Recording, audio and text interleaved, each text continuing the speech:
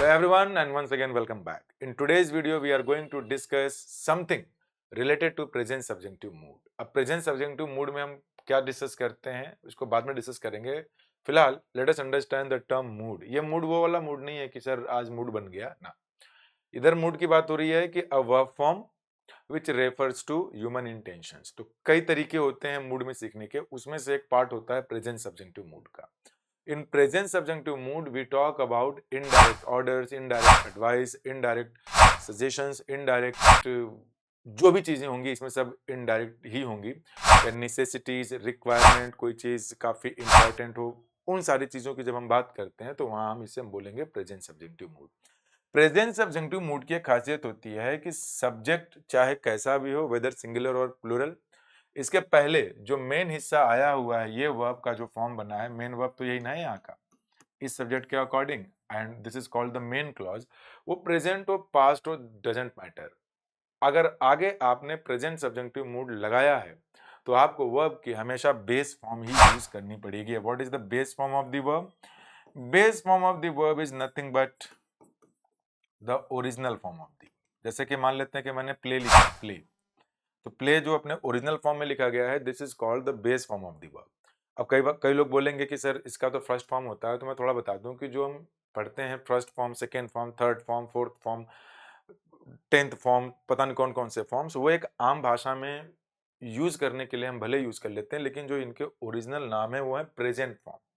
तो base form से जब आप बोलेंगे प्रेजेंट फॉर्म, तो किसी भी वर्ब के दो प्रेजेंट फॉर्म होते हैं, जिसे आम भाषा में आप फर्स्ट फॉर्म बोलते हैं. वो होता है singular form and plural form. तो ज्यादातर केसेस में वर्ब का जो बेस फॉर्म होता है वही प्रेजेंट फॉर्म हो जाता है, लेकिन बी फॉर्म के साथ ऐसा नहीं होता है. हैव हैज के साथ भी कुछ चीजें बदल जाती हैं. तो कुल मिलाकर कहने का मतलब बेस फॉर्म का मतलब इतना ही निकला जो ओरिजिनल फॉर्म हो किसी भी वर्ब का, that is called the base form of the verb. तो हम कभी भी प्रेजेंट सब्जेक्टिव मूड को अगर रेफर कर रहे हैं, प्रेजेंट सब्जेक्टिव मूड का मतलब indirect orders, indirect advice, indirect request, opinion, सब कुछ इनडायरेक्ट होगा, तो वहां पे वर्ब का बेस फॉर्म ही यूज होगा. The base form of the verb means the original form of the verb. अब समझते हैं इसे थोड़ा मीनिंग के बेसिस पे.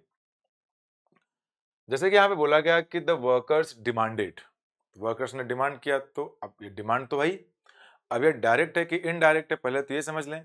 जब भी आप डायरेक्ट रिक्वेस्ट, डायरेक्ट एडवाइस या फिर डायरेक्ट ऑर्डर की बात करते हैं, तो वो सेंटेंस का जो नेचर होता है वो होता है इंपरेटिव मूड का, यानी इंपरेटिव सेंटेंस है. जैसे open the door, if I से ओपन द डोर, तो this is a direct order.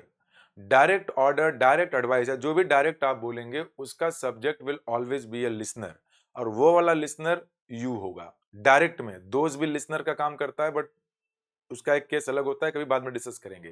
फिलहाल बस इतना जान लीजिए कि जो भी वर्ब के सेंटेंसेस आपके वर्ब के बेस फॉर्म से शुरू हो रहे हैं वो डायरेक्ट होते हैं, डायरेक्ट ऑर्डर, एडवाइस, रिक्वेस्ट. लेकिन अगर वही इनडायरेक्ट हो गए तो प्रेजेंट सब्जेक्टिव मूड का के अंदर आ जाएगा और उसके लिए बेस फॉर्म लगाएंगे. आइए अब समझते हैं.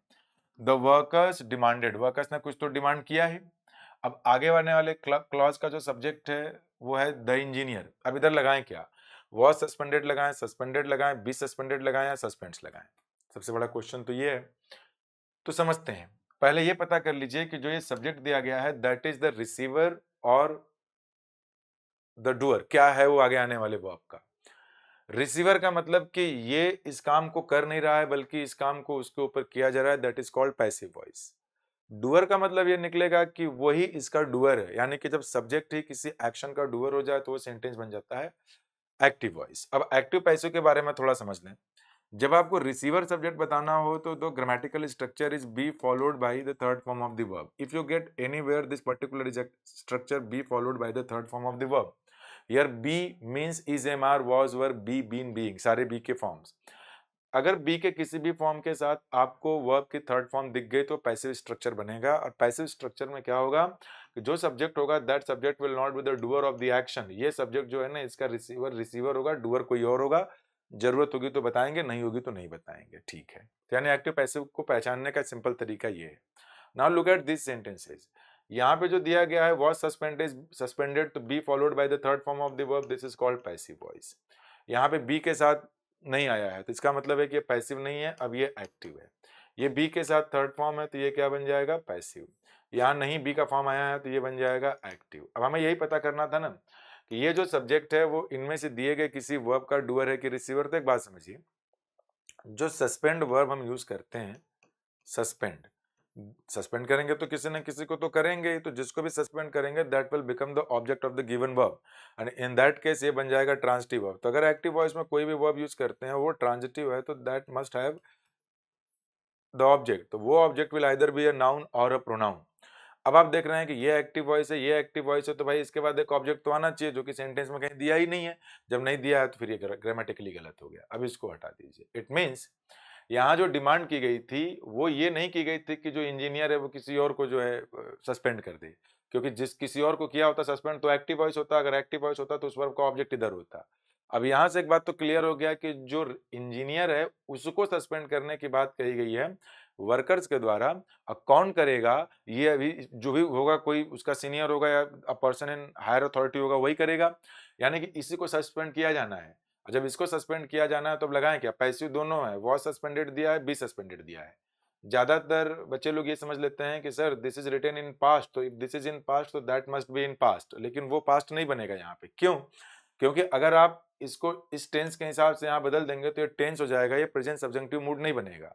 अगर ये टेंस बन जाएगा तो ये मैसेज एक पास्ट के फैक्ट को रेफर करने लगेगा। टेंस का मतलब है कि वो एक फैक्ट को रेफर कर रहा है, वो ह्यूमन इंटेंशन को रेफर नहीं करेगा। और टेंस की अगर आप बात करेंगे टाइम के पॉइंट्स की, तो सिर्फ प्रेजेंट और पास्ट में ही हम बात करते हैं टेंस की। विल शैल की जब बात आती है तो फिर वो टेंस की कैटेगरी से हट जाता है, because will and shall are models.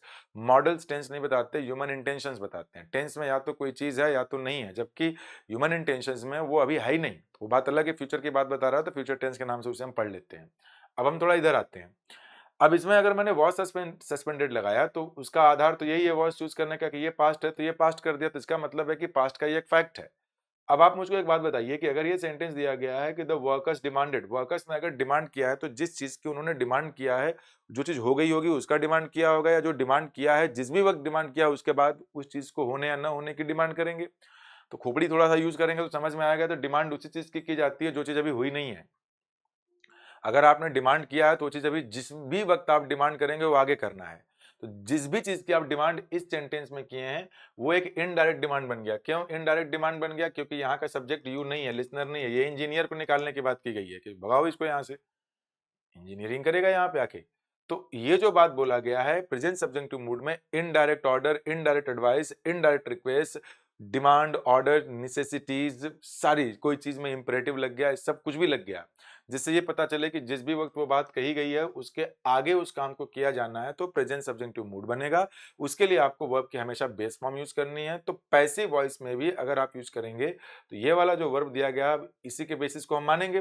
तो जो है बी यही बेस फॉर्म होता है, इसके डेराइव्ड फॉर्म्स होते हैं is, am, are, was, were, be, been, being. तो इसका आंसर बनेगा ये वाला। उम्मीद करता हूं कि ये कॉन्सेप्ट आपको समझ में आया होगा। Thank you.